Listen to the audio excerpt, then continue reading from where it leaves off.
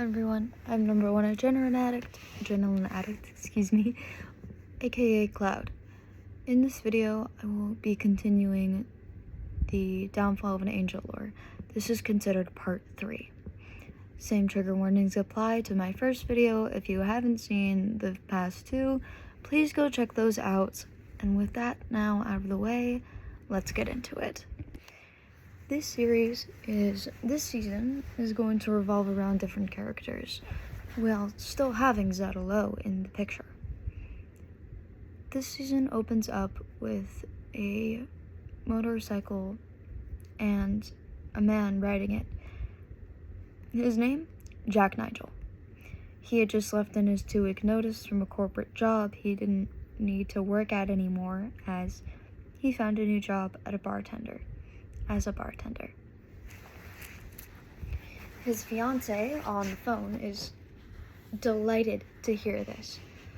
She asks him, "By the way, while you're on your way home, could you please pick up oranges and pomegranates? We're out of some and I would like to make us smoothies tonight. Celebratory smoothies.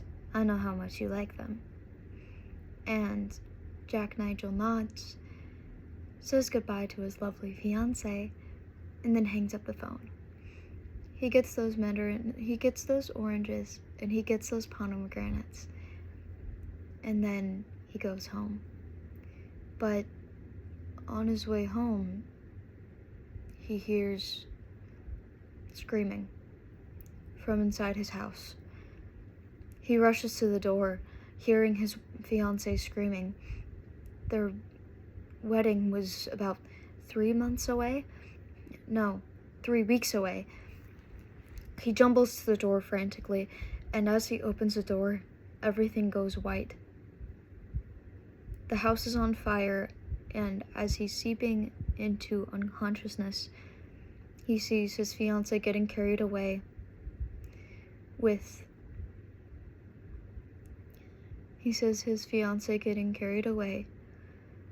by 2 people. One is a woman with pigtails, electric blue hair, multiple eyeballs in her sockets looking all different directions. The other one is a guy with green hair, dark skin, a lip scar, lots of piercings, and green braids. We find later that this is the kid that was in Dfoaa Lore's school. These 2 people are particularly important, so just remember those faces. This ends with Jack Nigel waking up in a makeshift hospital room. There, he falls asleep for 2 days and wakes up with his injuries mostly healed. Unfortunately, not all of his recovery could be done with the powers that these 2 ladies, Louisa and Grace, have. So, he has a scar on his face from the explosion. Louisa and Grace tell Jack Nigel to get some rest, but before that, Grace asks, "Now that you have regained consciousness and your fiancé is kidnapped by the mafia, what will you do?" Jack Nigel replies, "I'm gonna beat the shit out of the mafia, and I'm gonna get her back." Grace is briefly surprised, but then regains composure. She nods, tells everyone to get some rest. We have a big day in the morning. Also, Jack, I have a proposal for you. You work for me. In return, you'll get food, water, clothes, shelter, and vital assets to finding out the mafia. But if I give you an order, you have to follow it. Jack Nigel sees the shade within this. I mean, what is she going to make him do? But at the time, he's so desperate that he doesn't care.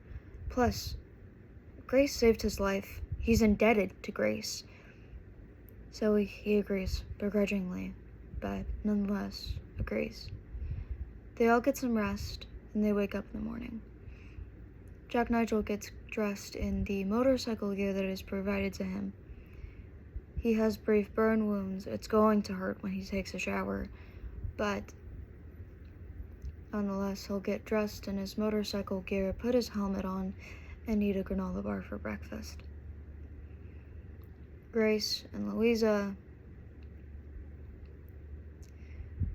they wake up and they get breakfast. Louisa is contacted by somebody. She tells the two, we have to go to Sanfoin's apartment. She has something to tell us. On the way there, Jack Nigel insists that he should drive. However, Grace and Louisa, although they don't say this out loud, they don't trust him behind a wheel. He is so overly consumed by rage this entire story, this entirety up to this point, and further on. He's been so consumed with rage, they don't know if they should trust him with a job like vehicle handling. What if he murmurs to himself, I loved her, and speeds up? So they decide against it.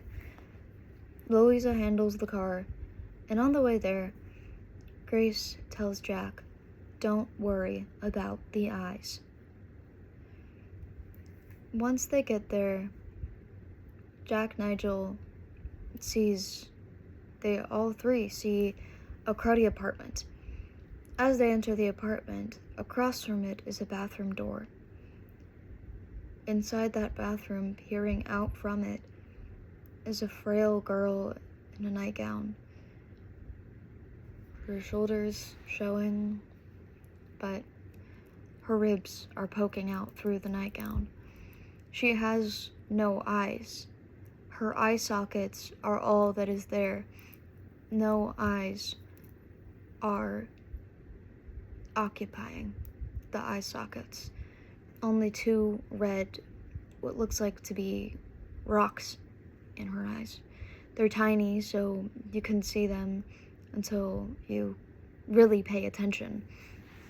She tells them, don't worry, I can see. It's okay. I'm fine. I have two stones in my eyes that granted me vision. And it's all thanks to the wisteria.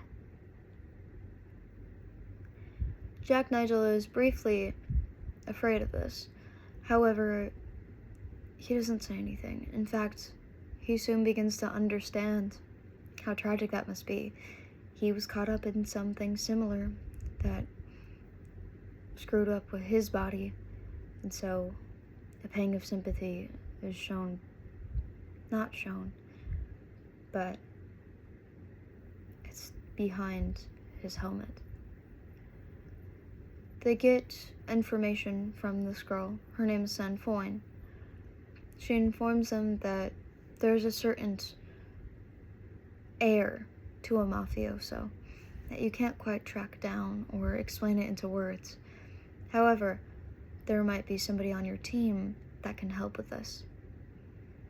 Sanfoin warns them that she would only use this as a last resort, as the man they're about to confront is Zedekiah Maratone, a psychopath with only violence, bloodshed, and the object of his obsession on his mind. Lo Mowawami is this object of his obsession, and so she heavily recommends against this. Even so, that doesn't stop them from going home, getting rest, and then going to the museum that Zedekiah works at. He works the History of Anarchy exhibit in this museum every Thursday, or at least on Thursdays that he's told to go there. They go to the front desk, and we meet this girl with a bob, blonde. Her name is Maddie. They ask for Zedekiah, and Maddie gives them directions after being handed a $28 bill. She knew damn well she shouldn't take bribes, but at the time she was real desperate for money. So she gives the directions, and then they go into Zedekiah's dressing room. In this, Zedekiah has his eye patch flipped up, and he's fiddling around in his eye socket. He can't feel it. It's just the equivalent of playing with slime in his fingers on his fingertips. But his eyes cannot feel anything, or the lack of eye cannot feel anything. He's fiddling around, tongue sticking out, licking his teeth. And Jack Nigel slightly gags, but says, "Are you Zedekiah Maritone?" Zedekiah Maritone says, "Yes." No, he doesn't. He says, "I'm not Zedekiah Maritone. I can get you him, but first, tell me, what business do you have with him?" Jack Nigel, his fist clenched, and he says, "We know it's you. We know you're Zedekiah Maritone. We have a photograph of you. An associate of ours told us." Zedekiah clicks his tongue and indulges a little bit. "Fine. What do you want?"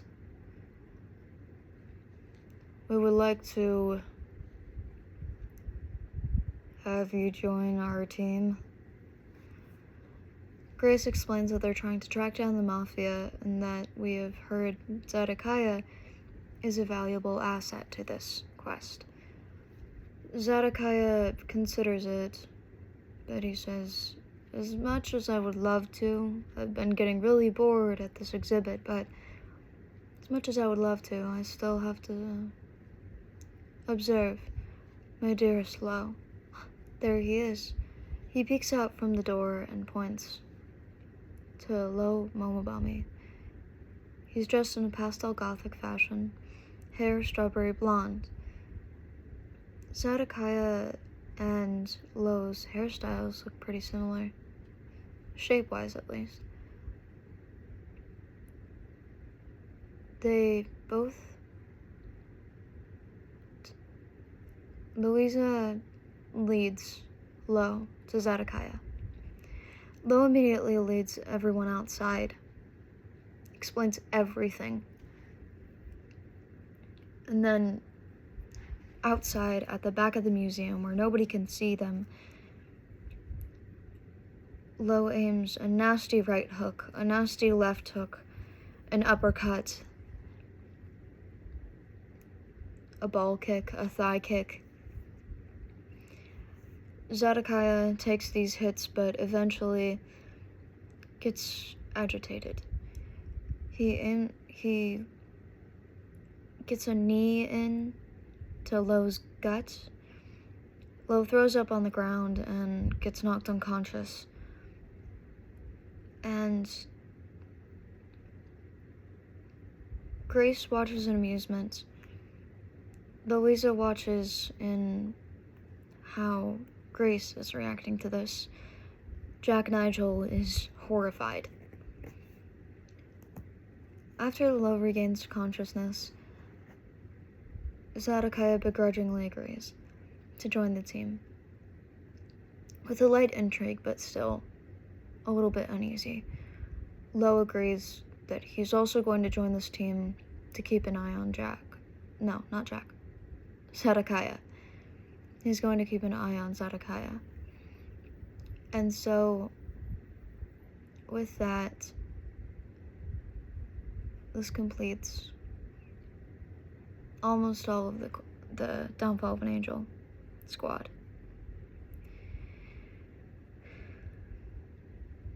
It's informed that Lo's family, a few of his relatives, are associated with the Mafia.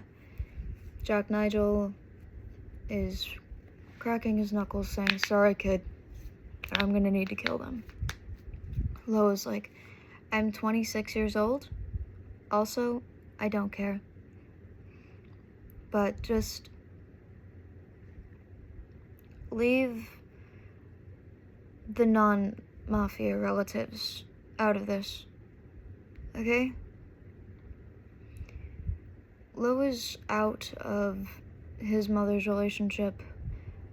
The mother is out of the picture now, but he still wants to spare everybody else that's alive for future reference.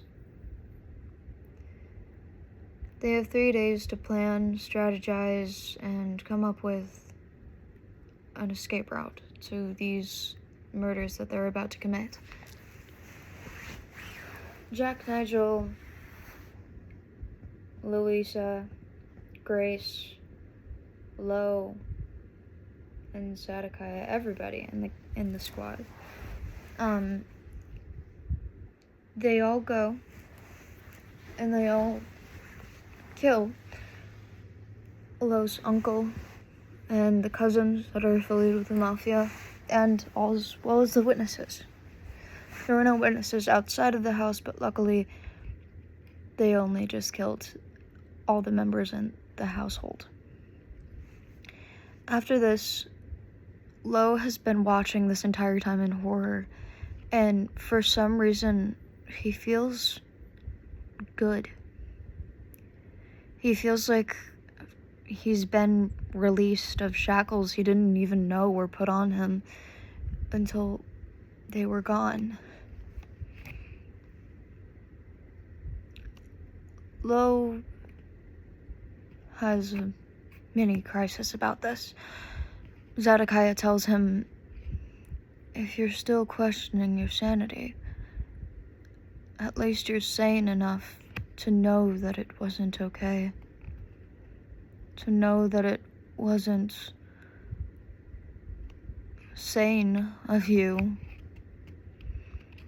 Lo looks up at Zedekiah and nods. They all get back to Grace's shelter, as they're also employed now. And then they get rest. They have a mini celebration. They drink, and other than Louisa and Jack Nigel, they all have a party.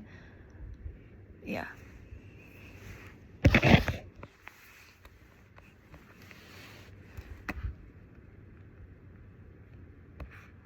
So, I'm scrolling through the script right now, so yeah.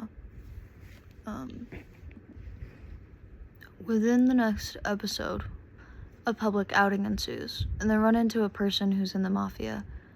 Louisa almost gets recruited to the mafia, but Grace grabs her hand, kissing her on the shoulder. She says, "Love? Who's this? Do I know them?" Louisa catches on to the bits, realizing Grace would never show affection unabashed in public unless they were doing some sort of bit. Louisa nods. No. Louisa catches onto the bit and kisses Grace's knuckles, answering, "No, dear, I don't think you know them." Grace replies, "Well, it was nice meeting you. Sweetheart, can we please go get drinks with the rest of the group?" Louisa nods and rejoins everyone. The person communicates with the sniper and tells the sniper, "Get him." This person has black hair that's about here. It's minorly wavy. They have bright yellow eyes that faintly glow. Everybody notices this, but it's normalized to have powers in the society.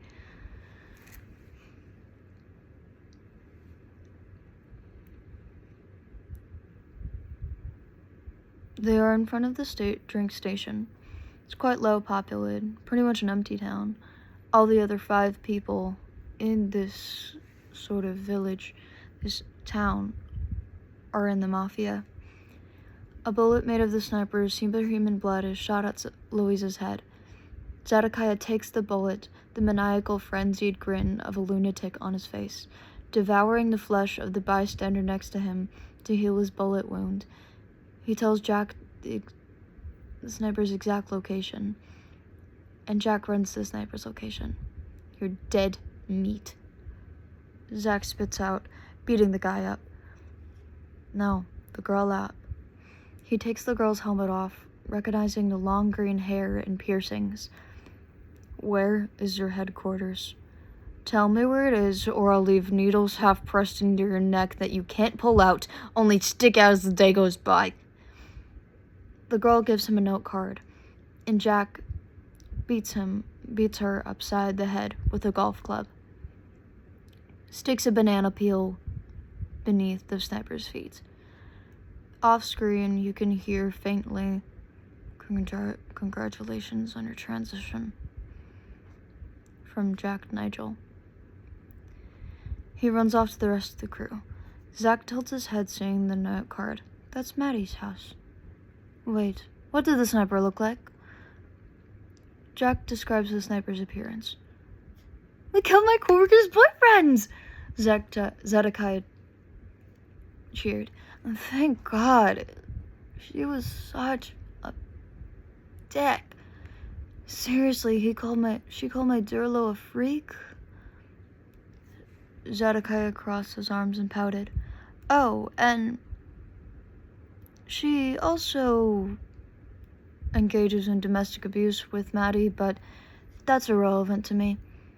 Zedekiah shrugged. "I'm sorry, domestic abuse is, irrelevant to you?" Jack questioned. "Well, my priorities are keeping Lo safe and being entertained," Zedekiah replied. Jack Nigel remembered it's no use arguing with him, and they continued on to the house. This next episode is a backstory episode. This segment is going to feature those mentions of SA and torture and just multiple triggering topics. This is going to cover a lot of sexual abuse, or brief sexual abuse, but it's still mentioned.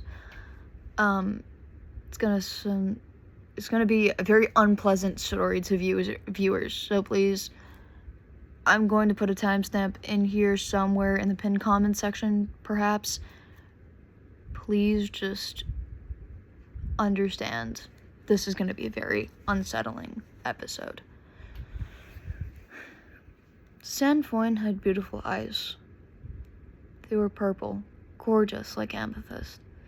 She was unfortunately born into a family that considered their children as black market material. As she was tortured and sold to a cult, she endured suffering beyond comprehension. They would feed her a shake of nutrients from a funnel, beat her, whip her, collect her tears and feed them to her, chop her hair unevenly, sexually assault her with a minimum of 2 people, at a maximum 10, and force her fingertips onto a portable stove. Eventually, her eyes were collected and sold. A werewolf broke in, murdered everyone, sparing her and taking her in. She was granted sight via 2 magic stones by her werewolf butler. The werewolf butler and Sandfoyn started rough. Over time, she grew close to her werewolf butler. The werewolf butler's name was Wisteria. Their gender is unknown. Nobody really knows their gender. So, yeah. Episode 9 is also very triggering. It's a backstory episode, however, not necessarily backstory. It's kind of fillery, but it's also very triggering. So this segment is also going to be, I'll just join it within the segments. This handles brief mentions of sexual abuse. Not sexual abuse, domestic abuse. And this is going to be a very brief thing. It's not going to be too in detail, but it's going to be it's not a lot of words, but a lot of weight to the words. so be warned. Maddie gets a new boyfriend that beats on her for 5 months. 5 months of the very hell she just escaped, tears staining her unwashed face. 5 months in on this hellscape, he gets shot in the head 5 times. She gets hit by a truck and somehow survives, clocks into work the next day, has 4 quiet panic attacks, closes the door to her apartment, goes into the bathroom, sobs for 10 hours straight until she throws up in the toilet and passes out from exhaustion. Her phone alarm rings. The episode ends with her screaming in pain and agony.